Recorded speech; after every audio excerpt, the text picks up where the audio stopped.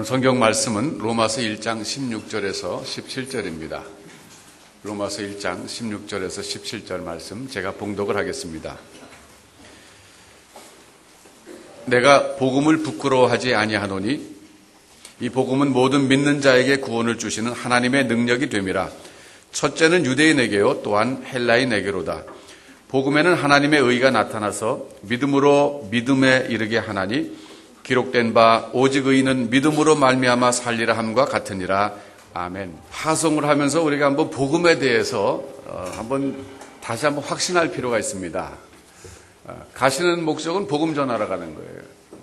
근데 이런 표현이 적합할지 모르지만은 복음이라고 하는 영적인 상품을 갖다 이제 팔러 가는 거예요. 물론 이제 영적인 상품이니까 돈 받고 파는 건 아니죠. 근데 여러분 어떤 사람이 세일즈를 잘합니까? 자기가 파는 물건에 대해서 확신 있는 사람이 잘 팝니다.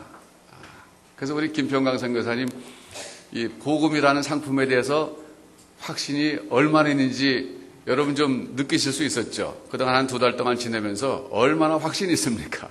아주 뜨겁잖아요. 그래서 참 귀한 분을 우리가 보내게 돼서 너무 감사한데 오늘 본문에 보면 사도 바울은 복음을 부끄러워하지 않는다 그랬어요. 복음이라고 하는 것을 사람들에게 소개하는데 난 주저함이 없습니다. 난 부끄럽지 않습니다. 그런데 부끄러워하지 않는다라고 그래가지고 이것은 부정에 부정을 써가지고 강한 긍정을 표현하는 수사법을 쓰셨습니다. 이제 학자들의 연구에 의하면 사도 바울께서 당시에 수사학을 배우셨다 그러더군요. 다소에 계실 때. 그래서 이 기법을 쓰신 거예요. 그러니까 부끄러워한다는 것은 이제 부정이거든요. 부끄러워한다. 그리고 부끄러워하지 않는다. 그러니까 부정에 부정을 써가지고 아주 강한 긍정을 나타내서 일부러 이렇게 표현하셨다는 거예요. 그러니까 이걸 긍정적으로 바꾸면 어떻게 바꿀 수 있겠습니까? 나는 복음을 대단히 자랑스럽게 생각합니다. 그거예요. 여러분 친구들이나 혹은 뭐 가족들에게 또 아는 사람들에게 이 복음을 소개할 때 여러분 어느 정도로 확신을 갖고 전하십니까? 근데 그거는 복음에 대해서 개인적으로 확신을 한 정도밖에는 못 전해요. 내가 깨닫고 확신한 것만큼밖에는 그 수준에서 전하게 되어 있습니다. 근데 이제 이 복음이라고 하는 것이 과연 우리 인간의 문제에 해답이 될 수 있는가? 요즘같이 이제 경제 위기라고 하는데 이 경제 위기의 해법이 될 수 있는가? 여러분 어떻게 생각하십니까? 이 복음이 즉 예수 그리스도예요. 예수 그리스도께서 이 경제 위기 해법이 될 수 있는가? 여러분 한번 근본적으로 생각해 보십시다. 예수 그리스도는 어떤 분이십니까? 하나님께서 세상을 내려다 보실 때 많은 문제가 있는 거예요. 인간사에. 그 많은 문제에 대한 해결책으로 해답으로 내려보내주신 분이 바로 예수님이라는 거예요. 그러니까 인간 스스로 인간의 문제를 해결하지 못한다는 거예요. 타락한 이후에. 이 모든 환경 문제까지 포함해 갖고 요즘에는 경제 문제뿐만 아니라 대기 오염 문제, 지구 온난화 문제 등등 얼마나 많은 문제가 있습니까? 지구상에 전쟁의 문제도 있고 굶주림의 문제도 있고 가난의 문제도 있고 여러 가지 문제가 있는데 이 온갖 문제들에 대해서 하나님께서 해법으로 내려보내신 분이 바로 예수님이라는 거예요. 그러니까 예수님이 사실 이 경제 위기의 해법이 돼야 되는 거예요. 여러분 만일에 여러분이 텔레비전 방송국에 초청을 받아가지고 이 경제 위기에 대해서 좌담하는 자리에 하나의 이 패널로 참석하시게 됐다고 한번 가정해 보십시다. 저도 나가게 됐어요. 근데 그 자리에 가보니까 워런 버피트 와 있더라고요 거기. 그런데 이제 일각에 있는 사람들이 많이 와 있어요. 그래갖고 이제 사회자가 물어보는 거예요. 이 경제 위기를 어떻게 하면 해결할 수 있습니까? 그러니까 전문가들이 자기 나름대로의 그 모든 얘기를 다 하는 거예요. 이제 제 차례가 됐어요. 저보고 물어보는 거예요. 자, 이순근 목사는 이 경제 위기에 대해서 어떻게 해법을 생각하고 계십니까? 그럼 제가 아마 이렇게 대답할 겁니다. 저는 예수 그리스도가 해법이라고 믿습니다. 그럴 거예요. 그럼 사회자가 어떻게 할 것 같습니까? 됐고요. 다음으로 넘어가겠습니다. 그럴 거예요. 저는 말할 뿐이고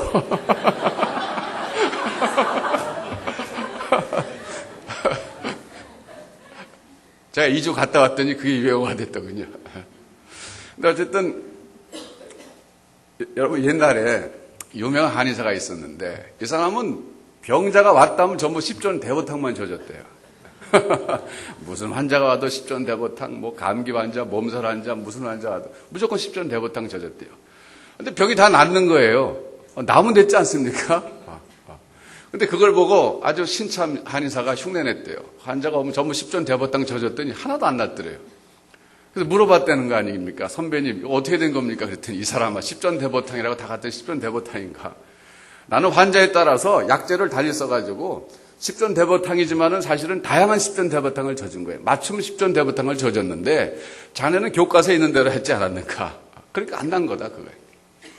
여러분, 예수님이 모든 문제의 해법이라고 그럴 때는 직접적으로 예수님이 경제 위기 해법이다 이런 건 아니에요. 그러나 궁극적으로 생각해 보면 해법이라는 거예요. 예를 들어서 말이죠. 지금 금융 위기가 어떻게 시작됐습니까? 미국에서 시작된 거 아니에요. 미국에서 왜 시작됐습니까? 금융 상품을 개발했는데 그 머리 좋은 사람들이 월가에 있는 사람들이 금융 상품을 개발했는데 이 상품이 제대로 된 상품을 개발한 게 아니에요. 지금 지나놓고 보니까 결국은 이 세계가 경제 위기에 처할 수밖에 없는 상품을 만들어냈단 말이에요. 그 왜 그런 상품을 만들어냈습니까? 자기 돈 벌려고 만들어낸 거거든요. 그러니까 그 만들어낸 사람들의 욕심이 작용한 거란 말이에요. 그러니까 욕심이라고 하는 것이 사실은 이 경제 위기에 어떻게 보면 따지고 들어가 보면은 첫 번째 원인일 수 있다는 거예요, 그게. 또 지금 한국에 어떻습니까? 한국에 지금 펀드 안 하는 사람들이 거의 없을 정도라 그래요. 나이 드신 분들도 다 하고 또 별로 그 옛날에는 감히 생각도 못했던 그런 사람들이 다 하잖아요. 그러니까 저도 어디서 들은 얘기입니다만 옛날에 케네디 아버지가 그 월가에서 이제 구두를 닦는데 그 구두 닦는 그 슈잔 보이들이 막 증권 사고 파는 그런 얘기를 하더래요. 그래서 얼른 가서 팔아야 되겠다고 팔았더니 그 다음에 경제 위기가 왔다 그러더라고요. 그러니까 이런 정도로 모든 사람들이 전부 펀드에 쏠려 있다는 것 자체가 이게 지금 굉장한 현상인데 그런 일이 어떻게 이루어졌는가? 물론 많은 원인이 있겠지만 그만 광고를 많이 했잖아요, 사람들이. 이거 사면 돈 번다고. 그리고 심지어 은행원들의 경우에는 그걸 이제 판매하면은 또 수익을 올리니까 자기 입장에서 생각하는 게 아니라 자기 입장에서 생각하죠. 돈 많이 벌려고 무조건 권해가지고 나이 드신 분들에게도 권하고 그냥 모든 사람에게 권해가지고 우리가 지금 다 이 경제 위기 같이 다 함몰에 있잖아요. 결국 보면 그게 이기주의에서 나온 거거든요. 자기 개인을 생각하는 거 이기주의에서. 그러니까 이 욕심이라고 하는 것이 경제 위기에 지금 어떻게 보면 뿌리라고도 볼 수 있는 거예요. 여러분, 그런데 만일에 월가에 있는 사람이 이렇게 금융 상품을 하나 개발했는데 이거는 개발했는데 자기가 생각해 보니까 이거는 도움이 되는 게 아니라 경제를 망치는 것일 수 있잖아요. 그러면 그 사람이 그거를 거부해야 되는데 또 거부할 수도 없어요. 그러니까 직장 상사가 그걸 최종 결정권 갖고 있기 때문에. 여러분, 제가 지금 이런 얘기를 왜 하냐면은 근본적으로 우리가 지금 김평강 선교사님을 보내려고 하는데 김평강 선교사님이 가가지고 중국의 쭈앙족에게 복음을 전하려고 하는데 이 복음이 그 쭈앙족 사람들에게 정말 도움이 되는 거냐, 그거예요. 생각해보자, 그거예요, 한번. 양심껏. 그리고 그 쭈앙족 사람들에게 도움이 된다면 어떤 도움이 되겠느냐. 근데 여러분, 이 복음이라고 하는 것을 우리가 좀 총체적으로 이해할 필요가 있어요. 복음을 이해하는 정도가 사람마다 다 달라요. 예를 들어서 여러분 핸드폰 있잖아요. 핸드폰을 쓰는 수준이 다 다르더군요. 보니까 저는 오직 전화 걸 때만 씁니다. 전화 받고 요즘은 제가 한국 나와서 문자 보내는 걸 또 배웠어요. 전부 좀 문자는 이거 갖고 한 성 갖고 이렇게 합니다. 그런데 저는 다른 거 하나도 못 써요. 그 밖에 기능이 얼마나 많습니까? 제가 어느 날 그 핸드폰 보니까 지하철 노선도도 나오더군요, 거기. 그런 정도는 별거 아니죠. 또, 게임기도 있던데 나는 게임 한 번도 해본 적이 없어요, 거기서. 또 차 타고 가다 보니까 젊은 사람들은 또 TV 보더군요, 그게 핸드폰 켜놓고. 나도 옆에 신기해서 이렇게 좀 봤었는데. 근데 무슨 얘기냐면, 같은 핸드폰인데 말이죠. 사람에 따라서 그 쓰는 그 기능이 그렇게 차이가 나는 거예요. 제가 얼마 전에 미국 가가지고 거기 우리 다시 한인들 만나보니까 이분들은 문자 보내는 것도 못 하더라고요. 영어로 보내는데 불편하니까 항상 메시지를 남겨요. 그래가지고 요즘도 우리 미국에서 우리 배들교 교인들이 저한테 오면 꼭 이 메시지를 남기는데 요즘 한국에서 누가 메시지 남깁니까? 제가 안 듣잖아요. 그러니까. 요즘 좀 문자로 하지 누가 메시지 시간 가는데 그거 또 패스워드하고 듣고 그래요. 그러니까 똑같은 핸드폰인데 지역에 따라서 이렇게 쓰는 게 차이가 나요. 제가 얘기 왜 하냐면은 복음을 우리가 각자 받아들였는데 그 복음을 자기 삶에 적용하는 수준은 다 다르다 그거예요. 어떤 사람들은 복음을 받아들였는데 자기 개인 구원밖에는 활용할 줄 몰라요. 내가 예수 믿고 구원받는다. 그리고 그때 생각하는 구원도 죽은 다음에 천국 가는 걸로 생각해요. 굉장히 제한된 거예요. 그 사람에게 있어서 복음은 예수 믿고 내가 여기서 좀 고통스럽고 세상에서 어렵게 살지만 그러나 죽은 다음에 나는 천국 가서 영생할 때 그때는 난 최고의 삶을 살 것이라는 희망 갖고 살아가는데 그게 그 사람에게 주는 복음의 혜택이에요. 그러나 여러분, 하나님이 우리에게 보내주신 인간 모든 문제 해법으로서의 복음은 한 개인 한 사람을 구원하는 정도에 있는 것이 아닙니다.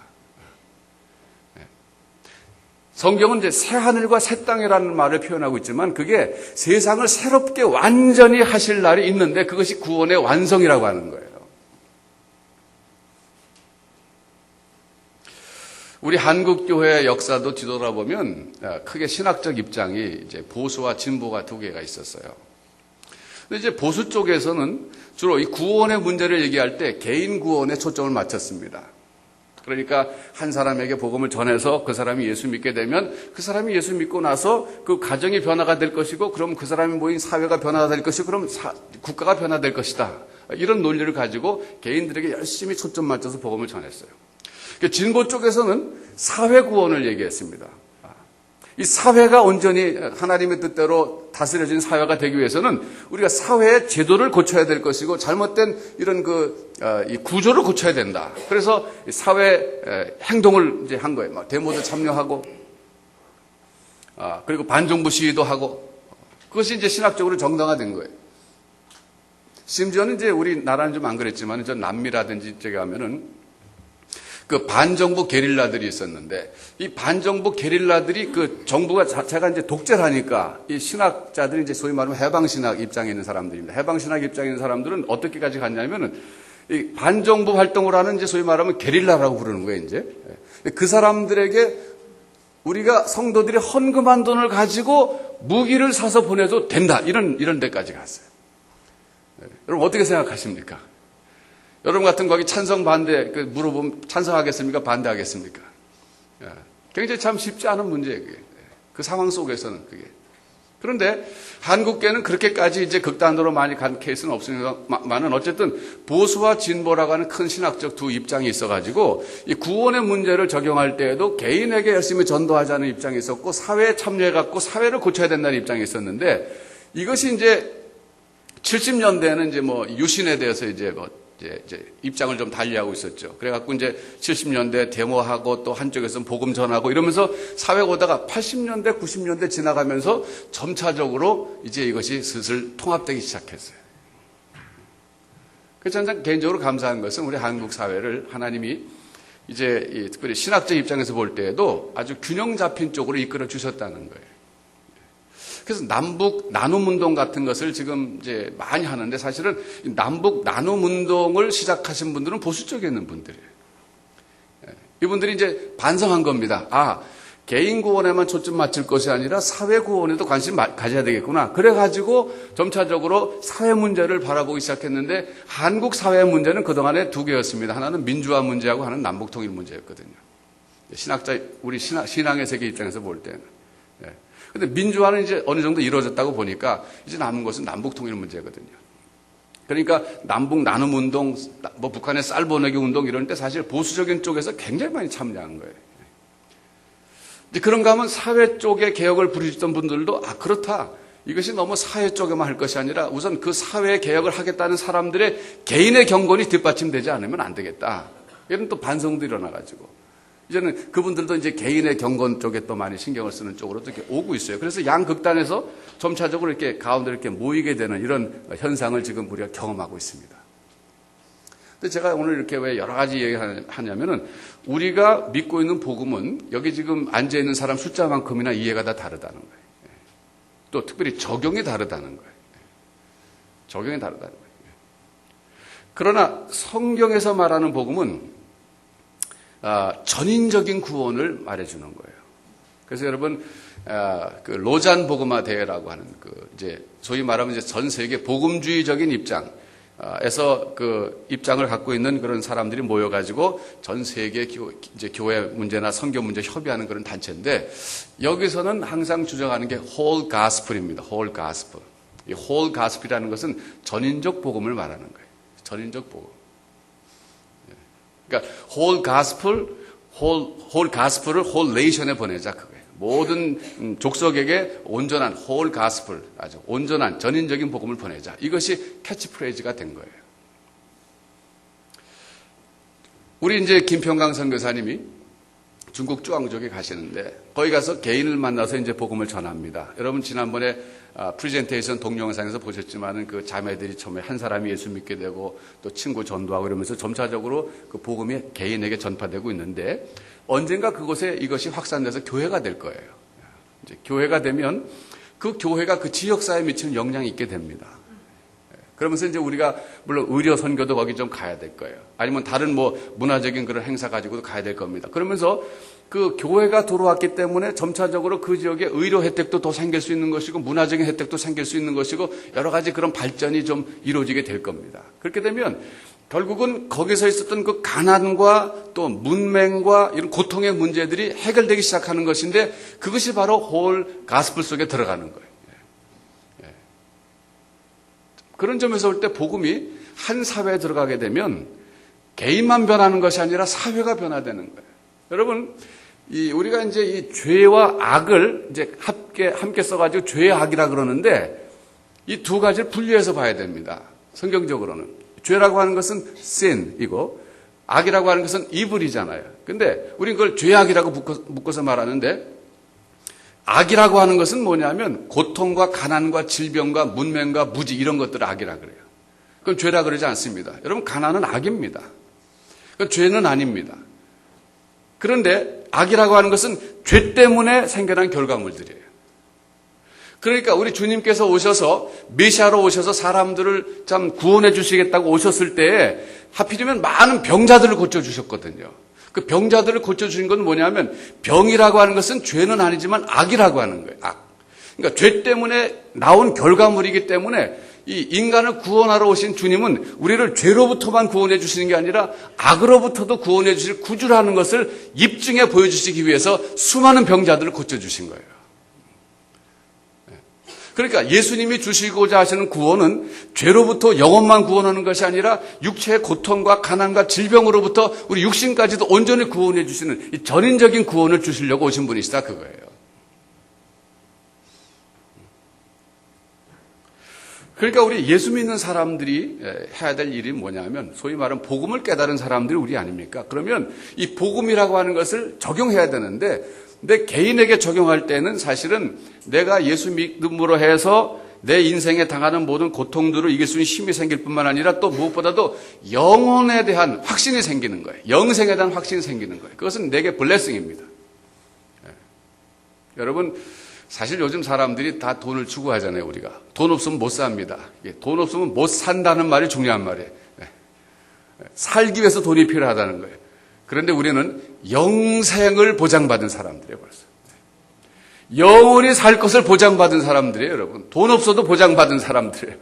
영원히 살 것을 어떻게 보장받았습니까? 돈으로 보장받았습니까? 아니요. 예수 그리스도로 보장받았다는 거예요. 그러니까 어떻게 보면 우리가 복음을 받아들였다는 것은 이미 삶의 문제는 해결받았다는 거예요. 당장 물론 경제 위기 때문에 내가 지금 직장도 잃어버리고 돈이 없으면 불편하고 좀 고통스럽지만 이것은 일시적인 것이고 결국 궁극적으로는 내 살아가는 문제는 다 이미 해결받은 사람들이 복음을 깨달은 사람들이에요. 그러니까 1차적으로 여러분들 지금 이 복음을 깨달았다고 하는 여러분들은 지금 경제 위기 속에서 조금 여유를 가지셨으면 좋겠어요. 좀 여유를 가져보세요. 우리 사람들이 돈을 추구하는 것은 결국 음식을 사기 위해서고 옷을 사기 위해서고 집을 사기 위해서요. 왜? 그것 자체가 목적이 아니라 살기 위해서 그런 거예요. 그것 자체가. 그러니까 돈이 많으면 좀 더 좋은 음식 사는 것이고 돈이 많으면 좀 더 좋은 집에서 사는 것이고 그럼 좀 더 안전한 것이고 그러니까 결국 사람들이 돈을 추구하는 심리는 사실은 그 영생에 대한 사모함 때문에 그런 거예요. 그런데 주님이 말씀하셨잖아요. 돈을 의지하지 말고 하나님을 의지하라. 돈과 하나님을 겸하여 섬길 수 없는 일이라고 하신 말씀이 바로 거기 포인트가 있는 거예요. 돈이 영생을 줄 줄 알고 생명을 줄 줄 알고 그거 의지하지 말고 하나님이 영생 주실 줄 믿고 하나님을 의지하라 그거예요. 그러니까 복음을 우리 개인에게 적용할 때는 우리는 사실 인생의 근본적이고 궁극적인 문제는 다 해결함 받은 사람들로 살아가야 되는 거예요. 그 다음에 거기서 그치면 안 돼요. 한 걸음 더 나가셔야 됩니다. 내가 일하고 있는 그 직장과 사회와 이 세상 속에서 이 복음이 결국 적용되도록 해야 되는 거예요.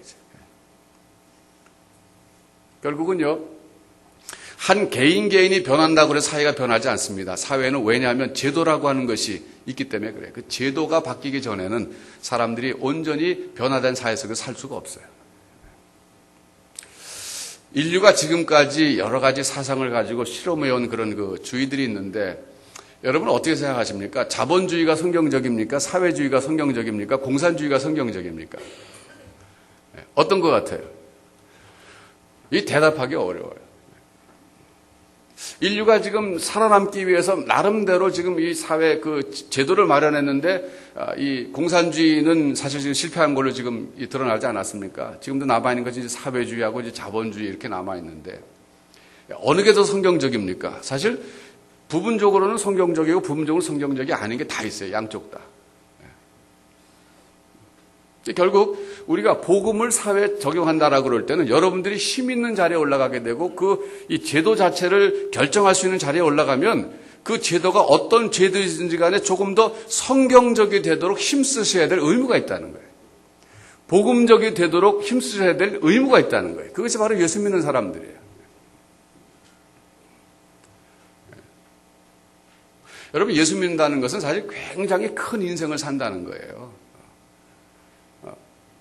예수님이 우리 개인의 참 그 고통, 내 가정의 어려움도 해결해 줄 수 있는 분일 뿐만 아니라 우리 사회의 문제와 국가와 전 세계의 문제를 해결해 줄 수 있는 분이시기 때문에 이 복음을 깨달은 것만큼 내가 사회에서 그만큼 이 많은 영향력을 끼치면서 복음적으로 살 수 있는 거예요. 저는 우리나라가 복음적 국가가 되면 참 좋겠어요. 이 복음적 국가가 된다고 하는 것은 이 전국의 5만 5천 개 교회에 소속된 하나님의 백성들이 복음을 정말 깊이 있게 깨달아가지고 자기 개인의 삶에만 적용하는 정도가 아니라 적어도 자기 직장에까지만이라도 적용해가지고 그 직장 자체가 좀 복음적 직장이 되도록 그래서 사회 전체가 좀 복음적 사회가 되도록 그렇게 하는데 헌신하기만 한다면 우리나라가 복음적 국가가 되지 않겠는가.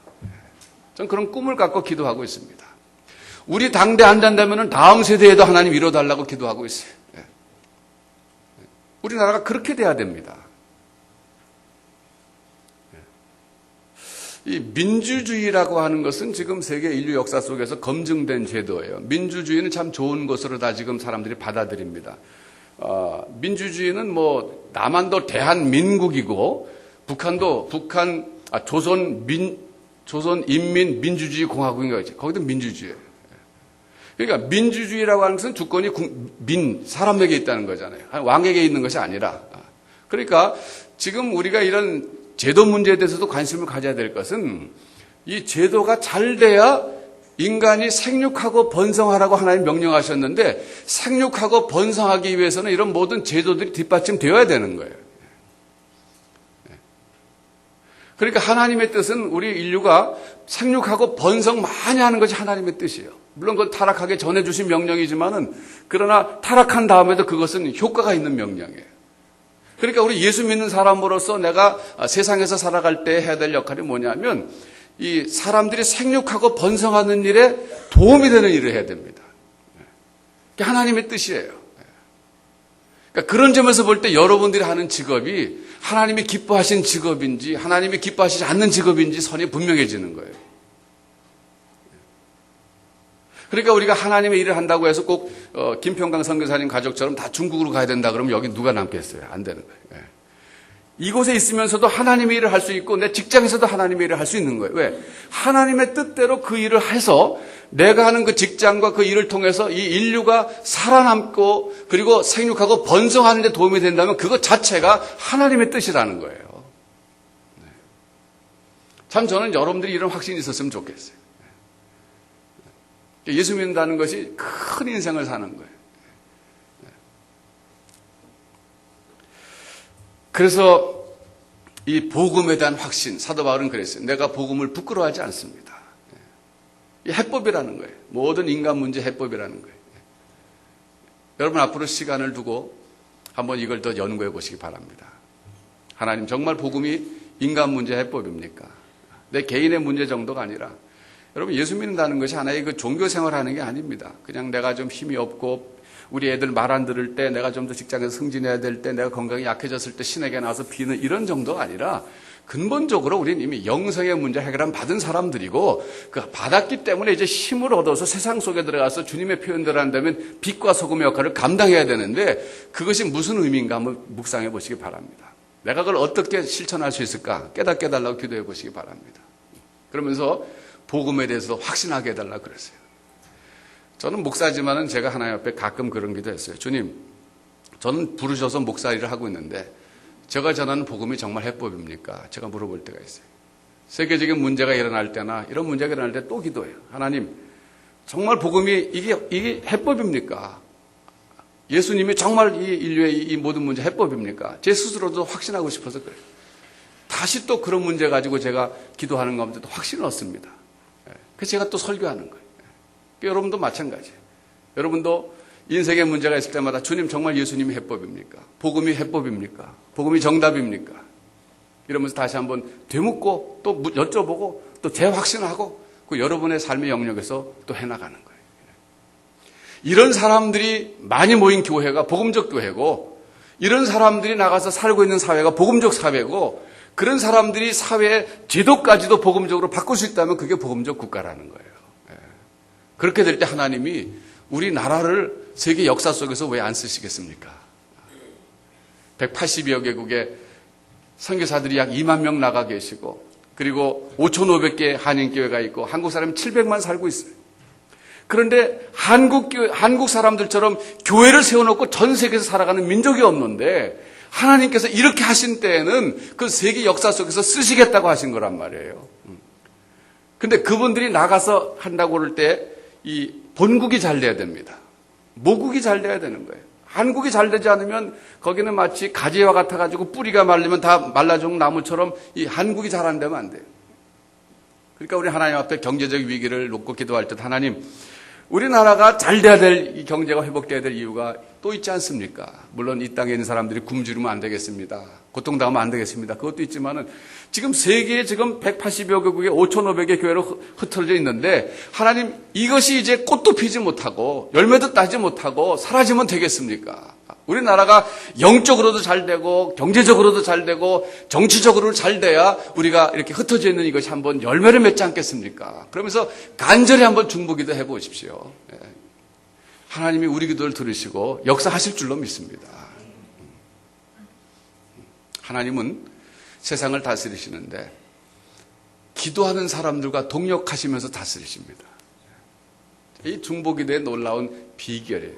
여러분 오늘 들어오실 때 여기 이 카드 다 받으셨는데 주보에다 낀 거 받으셨는데 일단 나가실 때 기도 제목 다 적어놓고 나가시기 바랍니다.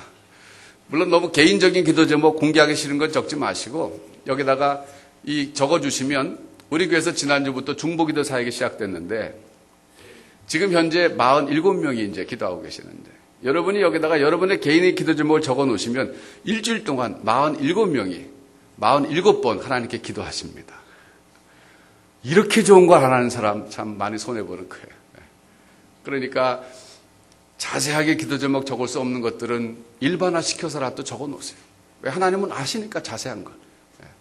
그러니까 여러분 꼭 이걸 적어놓고 가시면 여러분은 기도 못하는 그 시간에도 우리 여기 중보기도 사역자들이 일주일에 나와가지고 47명이 47번 하는 거예요.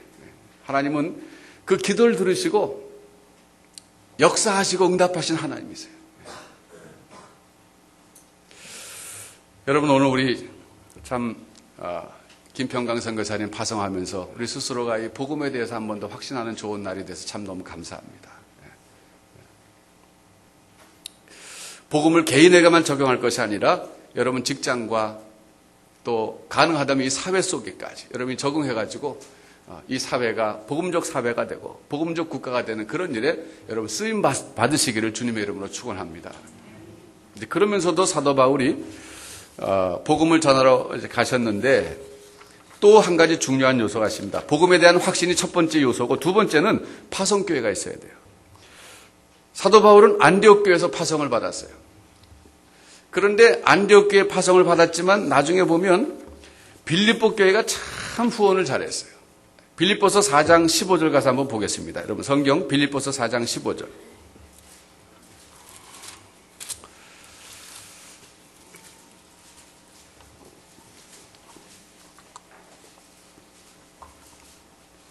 빌립보 4장 15절부터 20절까지 제가 한번 읽겠습니다.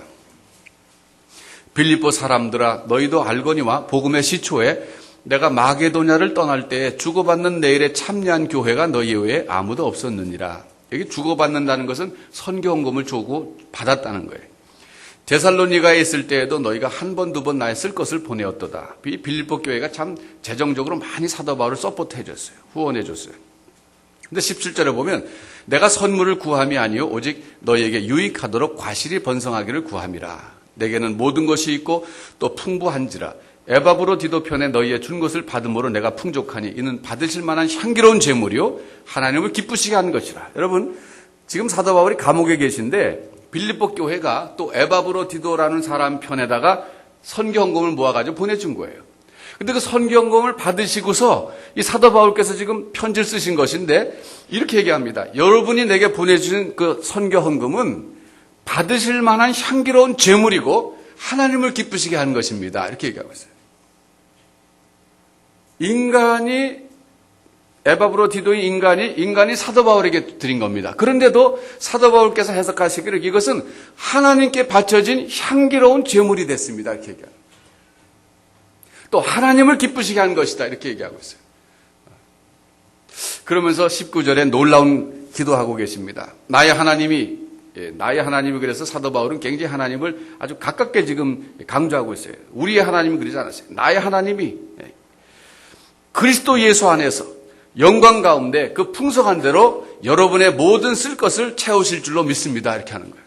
참 놀라워요. 저는 이 성경 구절을 처음에 묵상할 때 참 깜짝 놀랐어요. 왜냐하면 사도 바울은 뭐 물질에 대한 얘기 별로 안 했거든요. 이분은 영적인 축복을 많이 얘기했었던 분인데 여기 와서는 완전히 물질적인 축복을 빌립보 교인들을 위해서 빌어주고 계시잖아요.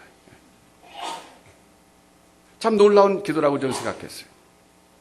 그래서 제가 이거 놓고 묵상하는 가운데 깨달았어요. 그래, 하나님께서는 복음이 전파되는데 자기 자신을 드린다든지 자기 시간을 드린다든지 노력을 드린다든지 재물을 드린다든지 하는 그 자체를 향기로운 제물로 받으시는구나. 그리고 받으실 뿐만 아니라 그 드린 사람들에게 필요할 때 하나님께서는 그리스도 예수 안에서 그 영광 가운데 풍성한 대로 또 채워주시는 그런 분이시구나 하는 사실을 제가 깨달았어요. 여러분 앞으로 우리 김평강 선교사님 가시면 우리가 또 헌금도 많이 보내드려야 될 때가 올지 몰라요. 거기서 여러 가지 사역에 필요한 것들. 그럴 때 믿음으로 많이 참여하시기 바랍니다.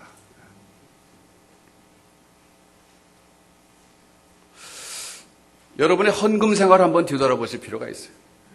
오늘 여러분들이 주일 헌금과 감사 헌금과 11조 많이 드리시는데 그런 것들을 내가 하나님께 드리는 향기로운 제물이라고 확신하고 드리시는지 아니면 그저 의례껏 내가 뭐 교회 가면 헌금해야지 그런 식으로 들으시는지 다시 한번 자세를 가다듬으실 필요가 있어요. 얼마를 드리는지 상관없어요. 액수와 상관없이 이것은 내가 하나님께 드리는 향기로운 제물입니다. 이걸 받아 주옵소서. 이런 자세를 드릴 때 오늘 하나님께서 19절에 약속하신 것처럼 우리의 하나님이 그리스도 예수 안에서 영광 가운데 그 풍성한 대로 여러분의 모든 쓸 것을 채우실 줄로 믿습니다. 이건 믿음대로 되는 거예요. 내가 믿음으로 하나님 앞에 내 자신을 드리고 시간을 드리고 힘을 드리고 재능을 드리고 물질을 드릴 때 이것은 사람에게 드리는 게 아니라 내가 하나님께 드리는 것이다. 이런 의식을 가지고 드릴 때 하나님이 향기로운 제물로 받으실 뿐만 아니라 우리의 필요를 아신 하나님께서 그 영광 가운데 풍성한 대로 채워주실 것도 확실하다는 거예요. 여러분, 그럴 뿐만 아니라 이제 우리가 앞으로 김평강 선교사님을 이렇게 후원해 드리는데 기도와 물질과 여러 가지 다른 걸로 후원해 드릴 뿐만 아니라 가장 중요한 게 하나 있습니다. 그건 뭐냐면 우리가 실제 가는 거예요. 거기 가가지고 그곳에 가서 우리가 같이 쭈왕적 교회를 세우는 일에 동참해야 됩니다. 우리 지금 다윗교회가 새로 시작하면서 유치부도 새로 만들고 유초동부 만들고 성가대 만들고 또 1:1 양육도 하고 또 중보기도 사역도 하고 또 여러 가지 이런 일을 하는 것처럼 언젠가 그 교회도 이런 사역들이 다 필요한데 우리 먼저 경험한 우리들이 가가지고 그 교회가 견고하게 세워지도록 직접 가서 하는 것이 가장 중요한 거예요. 그런 점에서 볼 때 여러분, 앞으로 우리 다윗교회는 선교를 하되 그저 보내놓고 물질과 이 기도만 보내는 교회가 아니라 가는 그런 선교를 하려고 합니다. 여러분께서 지금부터 준비하시면 우리 하나님이 여러분들을 그렇게 귀하게 쓰실 줄로 믿습니다. 그러면서도 제게 선한 욕심이 하나 생겼어요. 뭐냐면 하나님, 이번에 우리 김평강 선교사님을 다윗교회 최초로 파송 선교사님으로 보내드리는데 이런 축복을 1년에 한 번씩 허락하옵소서. 매년 우리가 한 가정씩 파송하는 그런 은혜를 주옵소서. 우리가 이제 후원하고 협력하는 선교사님들은 뭐 앞으로 많이 늘어날 거예요. 그러나 파송하는 건 다르거든요. 우리가 파송하는 선교사님을 1년에 한 가정씩은 꼭 우리에게 주셔서 우리가 이 세계 선교에 적극적으로 참여하는 이런 다윗교회로 축복해 주옵소서. 이런 욕심은 괜찮겠지요? 예, 우리 다 같이 이런 욕심 갖고 하나님 앞에 이건 선한 욕심이에요. 이건 거룩한 욕심이에요. 하나님, 우리 이렇게 사용해 주옵소서. 그런 뜻이니까 우리가 그런 교회가 됐으면 참 좋겠습니다. 아무쪼록 여러분, 개인적으로도 복음을 확신하시기 바랍니다. 복음은 여러분 개인의 인생의 여러 가지 문제에 해법으로 하나님이 주신 거예요. 예수 그리스도 그분이 해답이에요. 그분 안에 모든 해답이 있고 그분의 가르침 속에 해답이 있어요. 또 이 사회 해법이기도 합니다. 여러분들 시간이 가면서 한 번 더 묵상하시고 더 깨닫게 해달라고 기도하십시오. 예수 그리스도는 온 우주의 구원자로서 전혀 손색이 없으신 분입니다. 그런 점에서 볼 때 저는 이 예수 그리스도의 복음을 부끄러워하지 않습니다. 누구에게도 전할 수 있습니다. 여러분도 누구를 만난다 할지라도 예수 그리스도가 당신의 문제와 우리 사회, 인류의 문제의 유일한 해법입니다. 라고 확신 있게 전하는 이 시대에 살아있는 그리스도의 제자들이 되시기를 주님의 이름으로 축원합니다. 기도하겠습니다.